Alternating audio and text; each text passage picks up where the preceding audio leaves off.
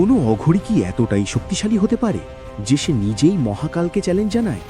চেনো বিক্রতান্ত্রিককে, যে তার দর্পণ সিদ্ধি দিয়ে বড় বড় অঘরীদের এক নজরেই ভস্ম করে দিত? বছরের পর বছর কঠোর সাধনার পর বিক্র অর্জন করেছিল সেই ভয়ঙ্কর শক্তি। কথিত আছে সে শুধু চোখে চোখ রাখলেই সামনে থাকা সাধকের শতবর্ষের তপস্যা শুষে নিতে পারত, আর মুহূর্তেই সে অঘরী পরিণত হতো ছাইয়ে। অহংকারে অন্ধ বিক্র রওনা দিল কৈলাসের পথে।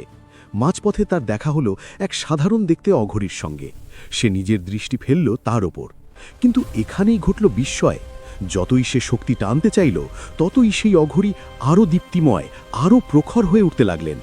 হঠাৎ বিক্রের শরীরের প্রতিটি অঙ্গ থেকে রক্ত ঝরতে শুরু করল, চোখ, কান, মুখ।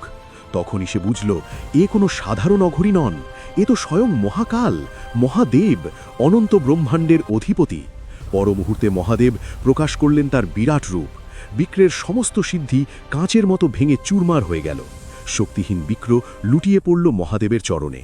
সে বুঝে গেল তন্ত্রে অহংকারের কোনো স্থান নেই, আছে শুধু মহাদেবের প্রতি সম্পূর্ণ আত্মসমর্পণ। যে তন্ত্রিক নিজেকে অজেয় ভাবত, সেই আজ মহাদেবের দাস। কমেন্টে লিখো হর হর মহাদেব, আর এমনই সনাতনের রহস্য জানতে সাবস্ক্রাইব করো।